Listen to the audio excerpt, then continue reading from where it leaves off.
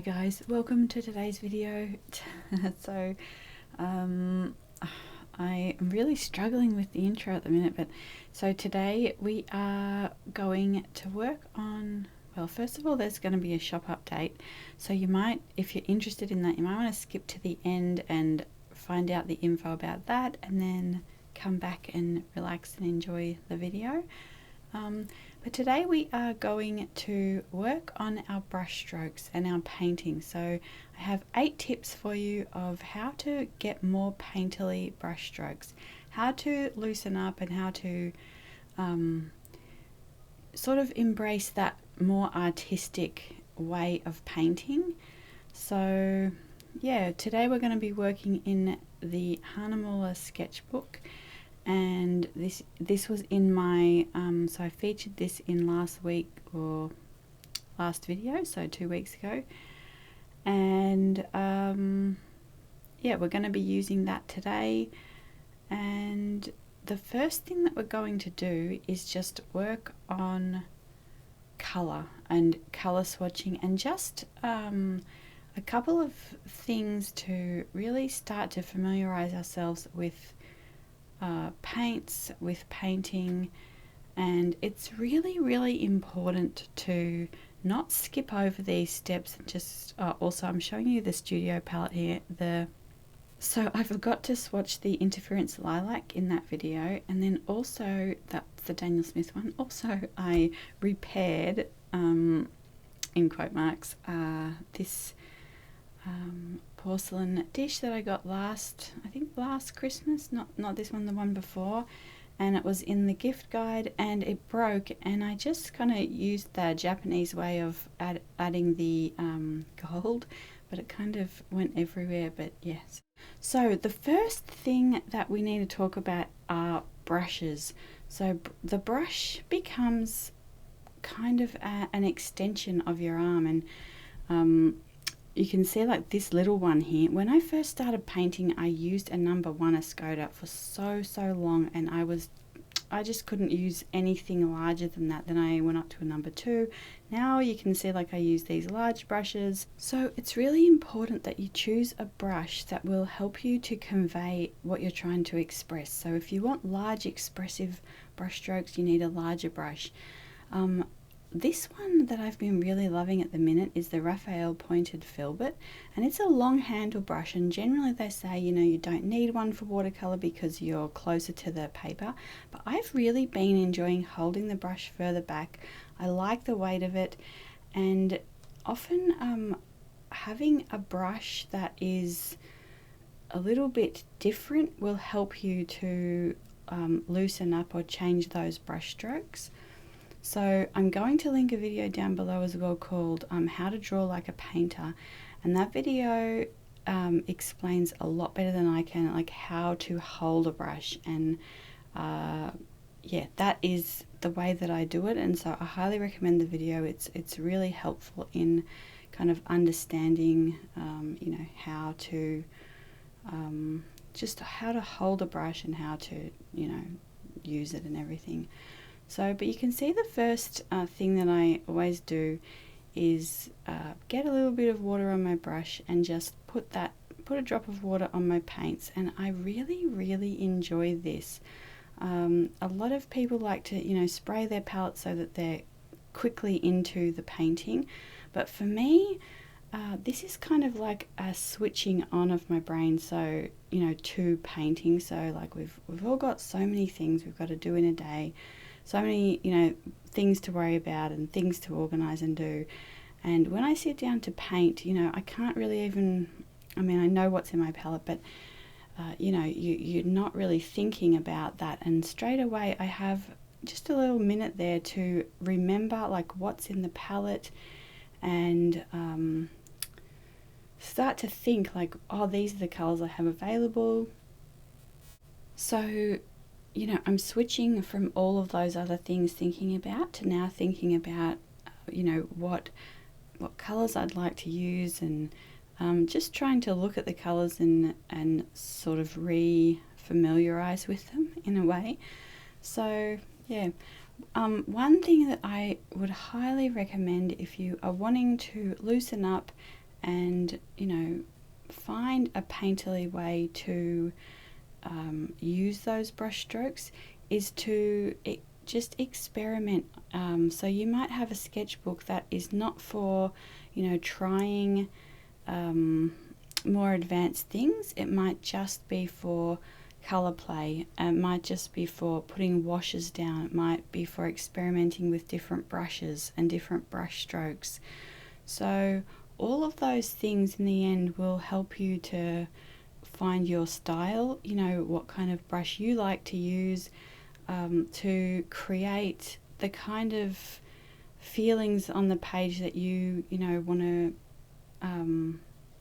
want to put there. So, you know, the whole purpose of art is to express something, to share something, to help people, you know, see a different perspective on something, to find a different way to feel about something. You know, otherwise we would just take a photo and have a photo, but we are trying to sort of create a mood. I mean, that to me, that's what art is, that it gives you a feeling and an emotion. And so, you know, all of these little elements of how to hold the brush and how to, you know, use those paint strokes. Like, I like to have more delicate brush strokes, I guess. And really, you know, what I always want to convey is the feeling of how I feel when I am using the watercolor, or you know, how you feel when you see something and then you want to, you know, put that into an artwork. So all of these little elements of learning about your colors, figuring out the brushes and all these things really help to come into, you know, put all that together for you. So we've done some color wheels on the channel that are a little bit more elaborate and a bit more, you know, technical. They take a little bit more time. So if we're trying to loosen up, it's nice to just start to meld colors together and see how they blend. So you can see here that I'm not trying to be very accurate here. I'm just trying to put down 3 different colors in the color wheel. A couple of them I do a few more in different colors, but I'm just basically looking to, it's basically, so when I was young I played the piano for a while, and you know, you had to learn the scales, and you know, I think it's a little bit different for music than, and really for any other discipline. You know, you wouldn't think that you could kind of walk into you know, a science lab and know everything about, you know, what you know, what they're doing, or, you know, walk into any profession and immediately be the, you know, be able to do all of that. But I think sort of with art we sort of have this idea that maybe it's quite simple and you could just, you know, pick up a pencil because it's so accessible, you know, and the sketchbook's so accessible that you can just immediately you know, draw or paint. But you have to go through all of those steps, you know, the same way that you would with any other profession, you know, using, so like when I was doing the piano, you had to do the scales. I didn't mind doing the scales. It wasn't my favorite thing. I probably liked more doing arpeggios, but you know, that is how you build your, you know, your ability. And it's the same with painting. So all these little exercises, if you're kind of doing them intentionally, thinking, you know, with kind of a purpose on trying to figure out, like, and I don't mean that in a, I mean this in a way where obviously, like, especially for me, this art is quite relaxing, and so I'm talking about like doing it intentionally but still very soft on yourself, very relaxed, but still just kind of having that idea in your mind, like, you know, I'd like to try this, I'd like to learn a little bit more about my colours today, or I'd like to learn a little bit more about mixing today. You can see here some old colour wheels that I did for the palette that we're going to use in a minute, and it's the Plein Air one, the Sennelier one. I think I have a couple of videos about the colours and everything that are in there, but you can see like I was just playing around with, you know, what colours are in that palette and how they would mix, or different little colour palettes that can be created from that palette. So that is the palette that I used to just do this little sketch. It was probably 15 minutes or so just being outside. It was really nice. And so I kind of bring you with me here and show you through this. So the one day I did that, and then the next morning it was a beautiful morning, and I actually just went out and kind of got a feeling for the place, and then I just came back into the kitchen table and painted this one. So we will go through and kind of look at these as well. And you know, these were just quick sketches, but hopefully what comes through is the different mood and the different feelings. So one was at the end of the day, and then the next one was in the morning, so you get the different light and the, you know, the sun in the other one, and this one was kind of dusky and moody. Well, it wasn't like, I mean, it was afternoon, it wasn't quite, you know, dusk yet, but you can see like it's got this different kind of feeling to it. So yeah, you can see here that this is, you know, there are a lot of shapes, and we'll kind of go through that, but when you're trying to paint loosely, you want to simplify those shapes. So you can see here I've just got like a pencil tin lid, and just kind of looking around at what shapes we've got here, what colours. And this is the palette that I'm using. I keep kind of thinking, you know, hopefully I can get out there and do some painting with it, but yeah, that has not happened yet.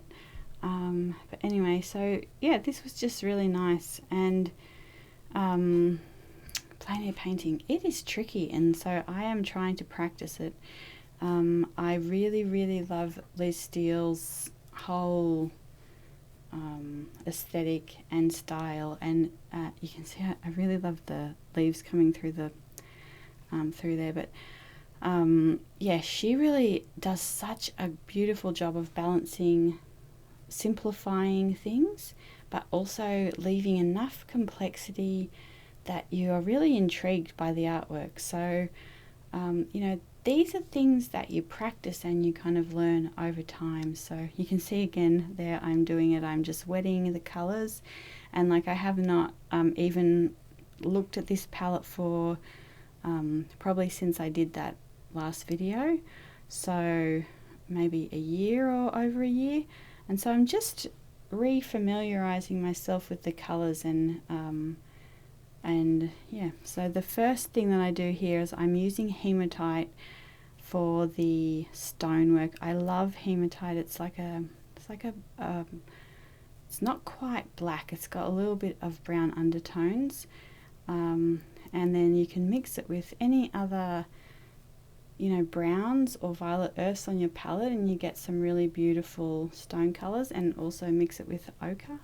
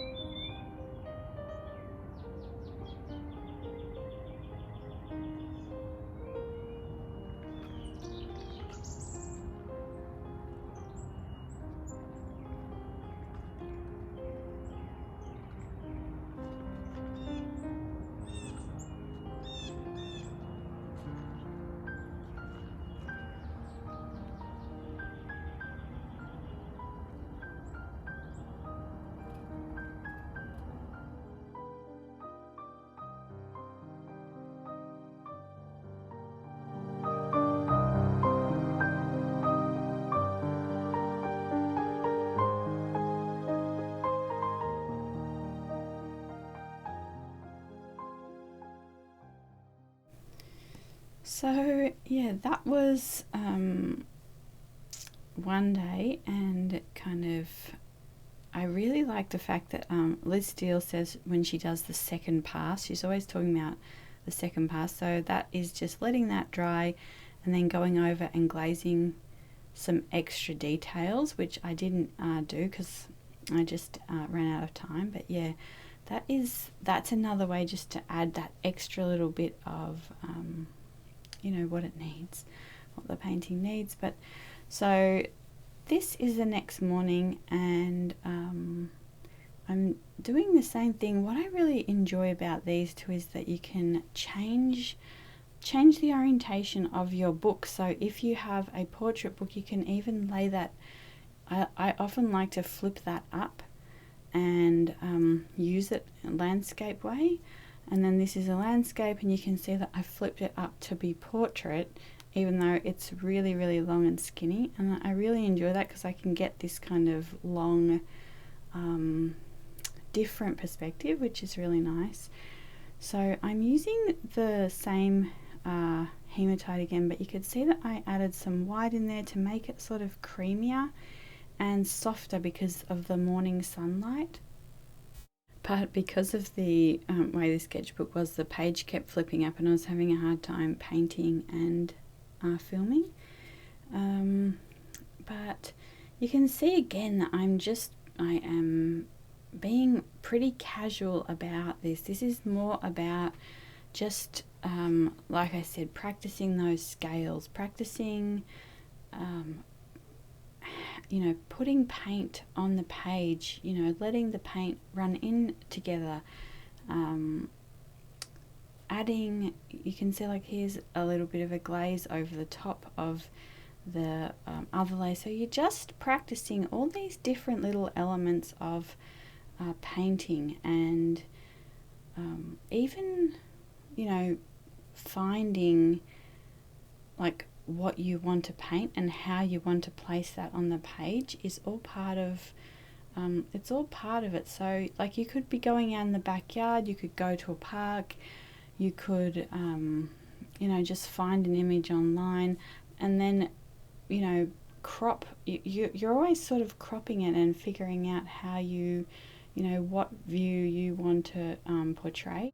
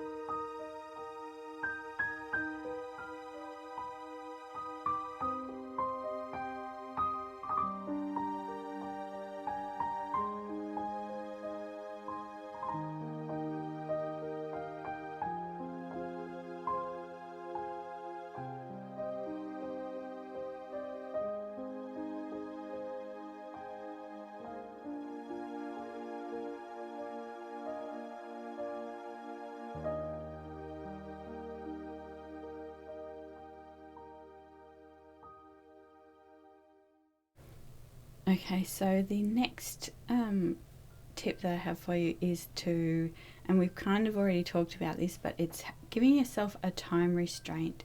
So, without any pressure of having to, love the piece or having, to create something specific, allow yourself a time limit, and that's going to help you to think about what matters and what you want to get on the page, and that will kind of help you to see where you're headed and see kind of what you want to show or achieve, and also what things you need to work on. So this one here is, I think it was later on that day, maybe my painting stuff was still downstairs, and I just really loved the vase there, and the way the light was coming through it.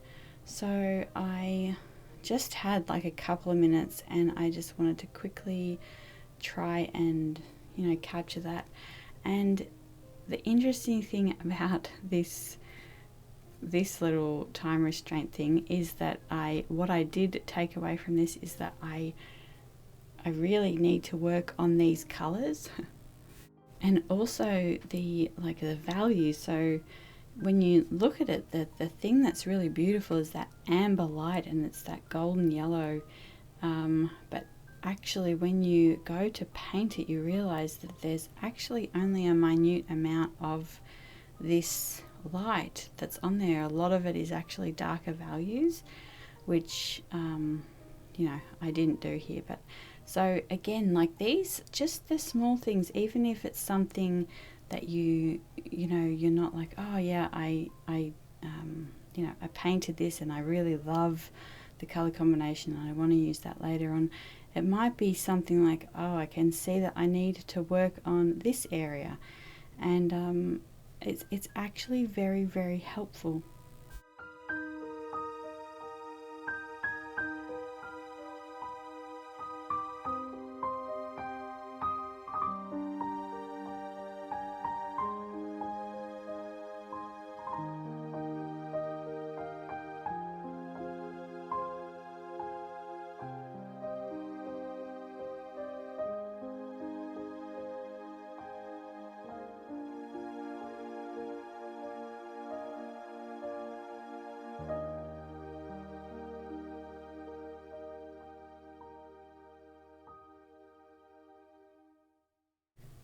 You know, if you see like that beautiful shadow there, I really, really loved that.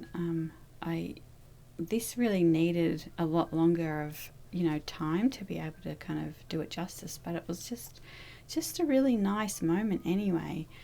And so what I was going to say is, if you've ever been in a choir, you know, the conductor can have you practicing a particular bar, or, you know, a particular part of the music over and over again. Like the whole hour of that practice might be just about one particular part of the song. And it's the same way with painting. Like, it's absolutely fine to be perfecting and working on a particular, you know, theme or something that you want to do. So the other thing that I wanted to say here, as well as giving yourself time restraints and allowing it to be, you know, free and very, very unjudgmental of yourself. Also, there needs to be times when you are kind of pushing yourself to learn a little bit more. And so one nice way is to just work on learning about your colors more. I have a video on how to do these color swatches, and they're so helpful in you know, learning about the colors and their characteristics and, you know, different qualities that they have. And then also we'll do this video, maybe not next video, maybe the one after, you know, getting a bit more technical. So going forward, and you know, as you can, and I'm not one to, you know, be too hard on yourself with that. Like, I'm always one who takes a little bit of a step forward and then I'll give it a rest because I couldn't get to where I wanted to go. So that sorry. So that's one reason I created the printables, so that, you know, if you're having a hard time with the sketching part, you don't have to do that yet. You can just sketch them out, trace them out of the printables, and I think you'll find that as you start to trace, you will actually be learning how to draw. And I've tried to create all the printables so that you are getting that benefit of like spatial awareness and different things like repetition and you know, different elements. So we're working on kind of, my inspiration was partly that plate from Royal Albert, and partly just the old Prussian plates. They have the beautiful ceramic ruffles. So yeah, I just love them. But one way to also loosen up when you come to a painting, so you've done all of these other things, you know, you're feeling like you've done quite a bit of work in the lead up, and then you have this painting and suddenly it's a bit daunting because it's a larger piece, because you're expecting more of yourself, I guess. And you can see that I'm holding the pencil to sketch the same way that I hold the paintbrush as well, but which is again is all explained in this other video that I'll link to. But what was I saying? Yeah, to take away some of that pressure of yourself, one really good thing to do are some thumbnail sketches, and just very, very quick. So again, this will help you once you've like traced or you've drawn out and sketched out what you want to paint, and you've been quite meticulous in trying to get that right. You will have some knowledge of like where the shapes are and sort of the significant shapes, and so you'll be able to just loosely sketch some thumbnails, which are just basically now to practice some different color schemes. So here I've just done a few quick ones, and we just go through here, and you can see that my first kind of instinct was to pick up the azalea, the nibs fluorescent pink. So you know that I love that one. But and then you can see here, so I put the Waltz and Seymour Tenebrese in there, and suddenly it just looks almost brown against that vibrant pink. So I went in and toned down the pink.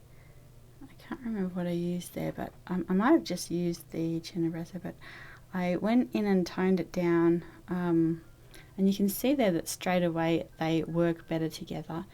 And then I just want to this lemon yellow in, and yeah, big mistake. So again, this is why we do the thumbnails, because straight away you can see that's not going to work, and then you save yourself like from ruining this really precious sketch that you've prepared. So then I went to blues, and I get quite a lot of requests to paint more with blue. So I tried a blue, and I actually really like how that one, the colour scheme came together. We might do that in another video. But then I tried some greens, and this one just ended up looking like, a Christmas wreath or something. It didn't work. St. Patrick's Day or something. So then I went back to kind of what I know, and that is so I did it's just soft pink. So this is the Turner Pearl Red, and that's kind of, I think, where we kind of end up. It's not exactly any of these color schemes, but I could kind of see from this, like, I don't just want to put yellow in everywhere. So I tried to go in and tone this down with some Shell Harp Light, which is like an ochre, and that's the one I actually put in just here, and I really liked it just like this with the sparkly pink and the soft ochre.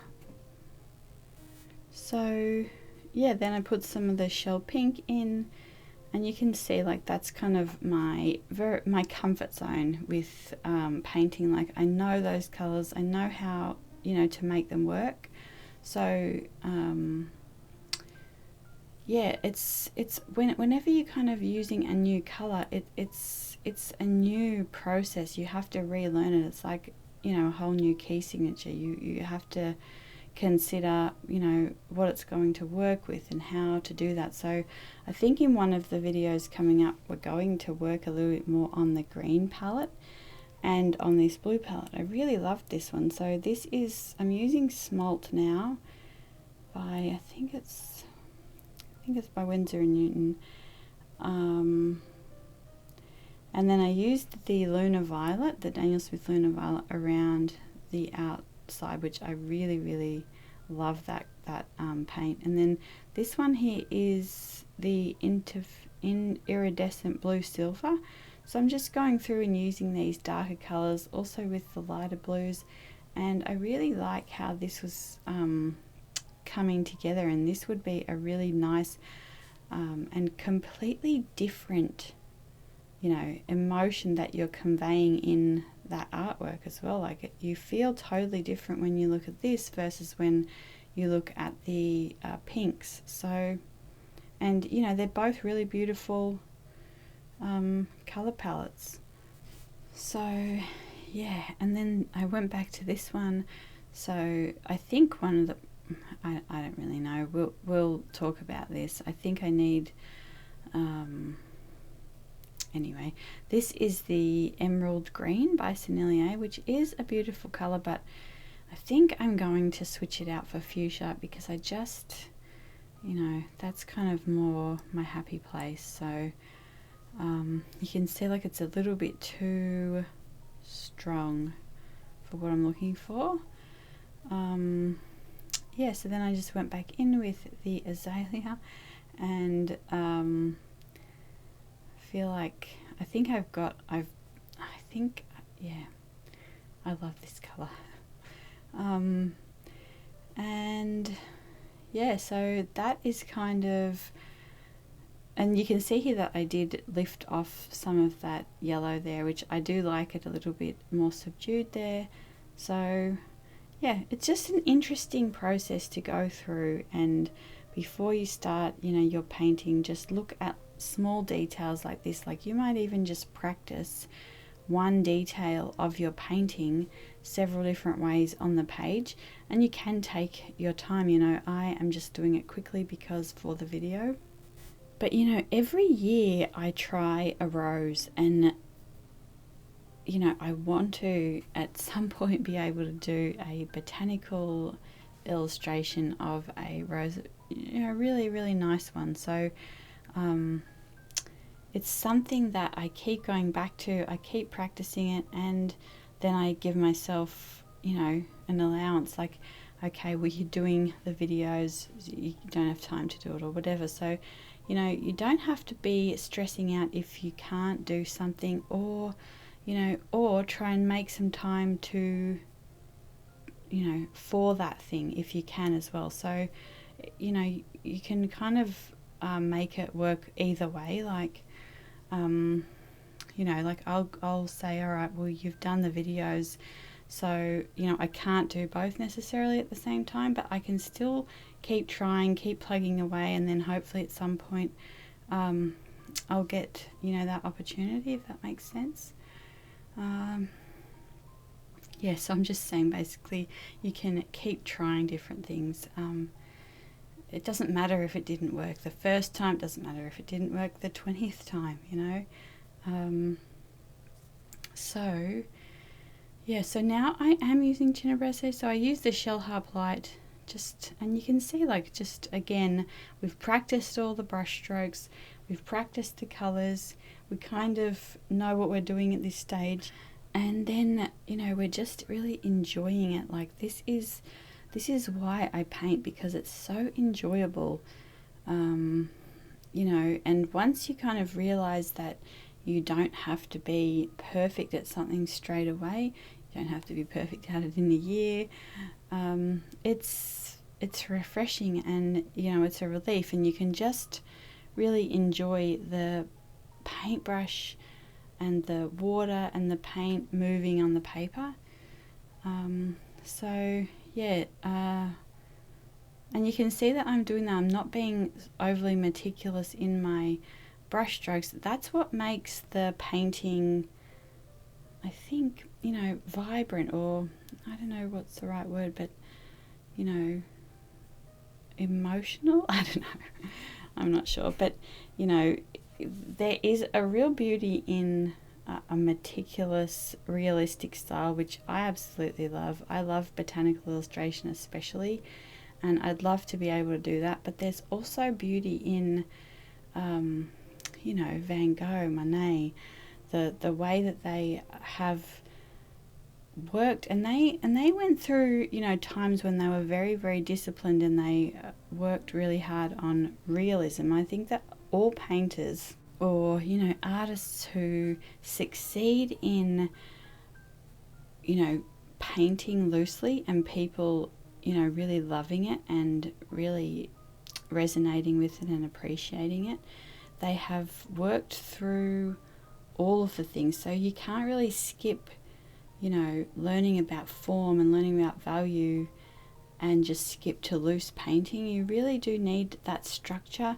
I mean, I'm pretty sure that the old masters used to start as apprentices and they would just start with colour mixing. So, they had to make the paints for the artists they were working for or, apprenticing for. So, for years before they were allowed to paint something. So, it's I just want you to not be disappointed with yourself and don't give up if something doesn't work. Keep going. It's gonna be okay. Like, yeah, I think that's just one of the hardest things. One of the most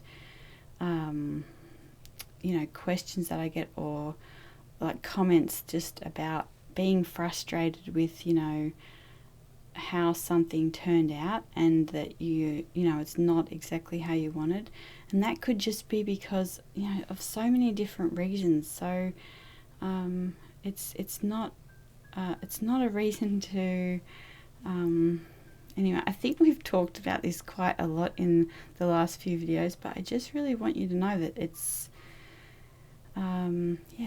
it's okay to not have something work out the way that you wanted it immediately. So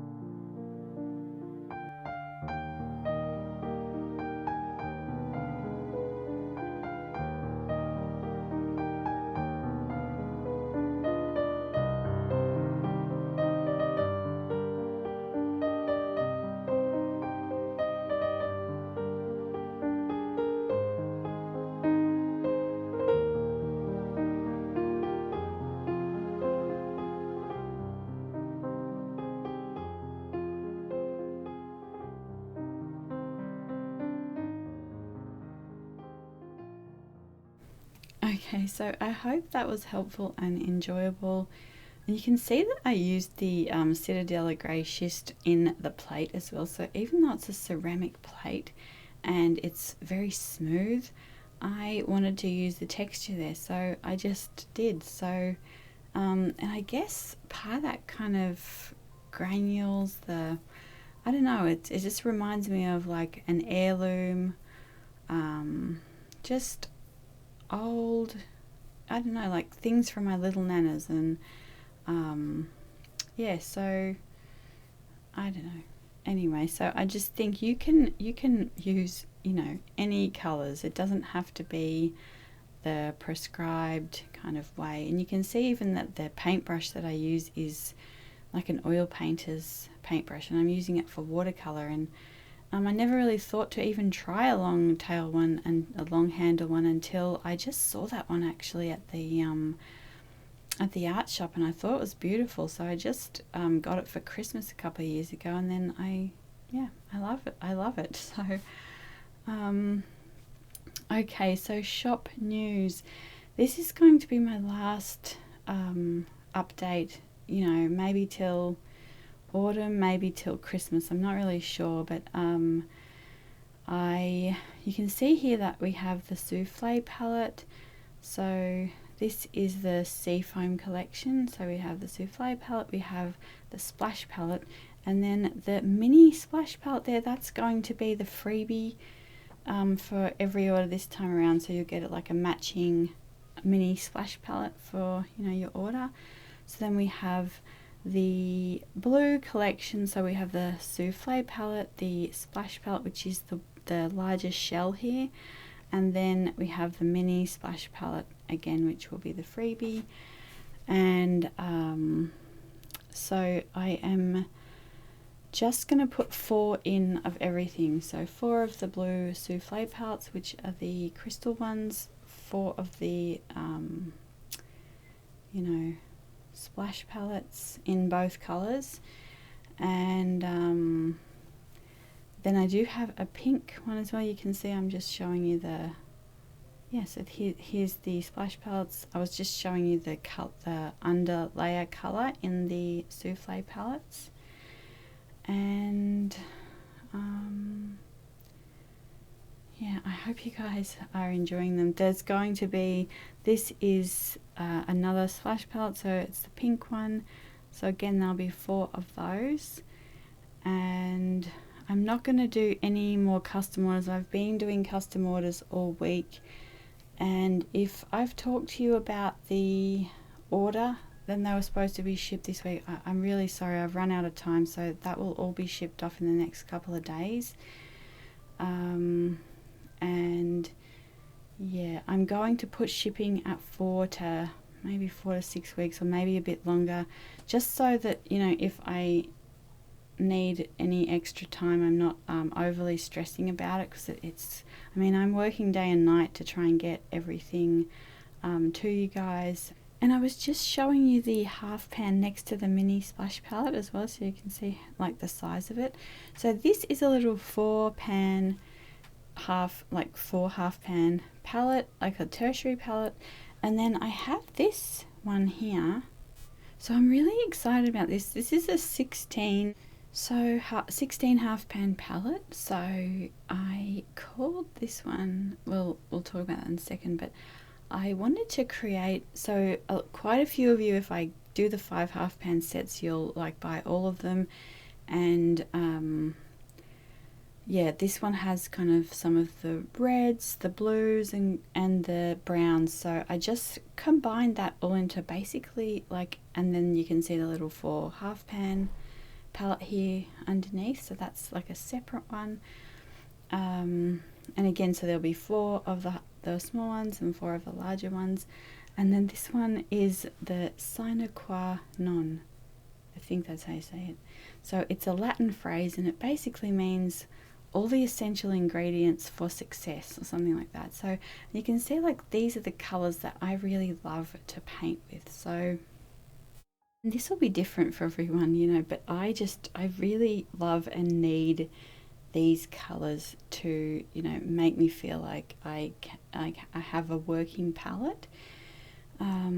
So these four browns and greys at the top, the three at the top and the one at the side at the right, they need a little bit more water and time to re-wet. So anything like with the glitter, most of the colors, you know, re-wet to the touch pretty easily, but anything with the glitter, and those three at the top have the shimmer iron glimmer in them.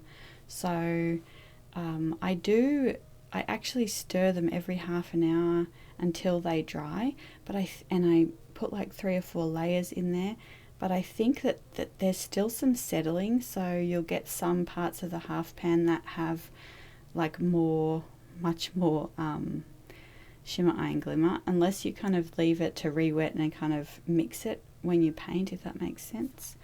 But yeah, these are just like beautiful colors, and they're just all my just my favorites, I guess.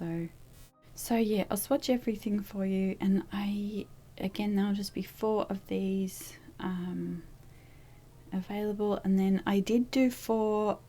I'll put a listing for 4 of the full pan palettes as well. So these are all pre-order as well, so I haven't made anything except just the ones to show you guys. And let's see, shipping we've talked about. I was going to do 6 of everything except for the full pan set, because it's more, you know, more of an expensive one, but I think I'm just going to do 4, judging by the way I'm feeling today. I've been up all night again trying to get this video out so you can see like that the paints were still wet. I've just like finished, you know, mixing them and organizing them. So hopefully we can get the listing up by the usual time of 4:30, but I'll see, it might get pushed back depending on how long it takes me to do this voiceover and get this up. So did I say I was going to do 6, but I just think that's pushing it, so I'm just going to do 4 of everything, and then this will be kind of my last shop update until further notice, maybe. I'm not sure. But yeah, I hope you guys have enjoyed these. I've really enjoyed making them for you. Yeah, if I had, you know, if I could, I would keep making them, but I think, yeah, it's a lot of work. So yeah, I've also really enjoyed hearing about all their like adventures, all your guys' adventures with them, and where they're headed and how you guys are enjoying them. It's been really lovely, so thanks for sharing that as well. And yeah, I will just let you watch the swatches for a minute.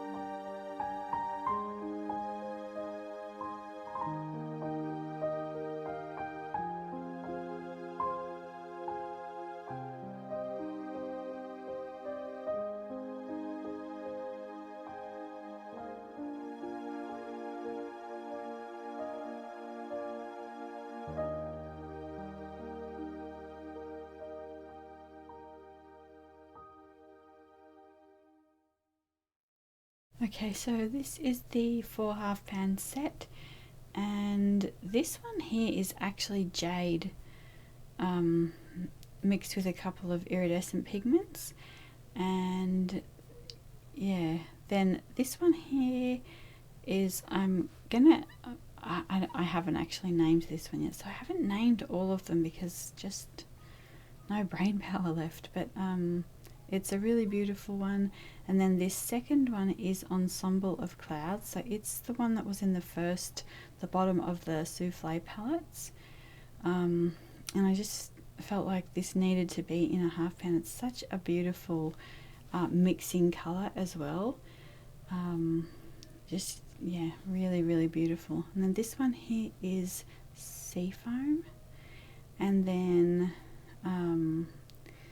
there's a darker version of that in the, Essentials palette, and that is the Sea Glass one. But this one here is jade mixed with a couple of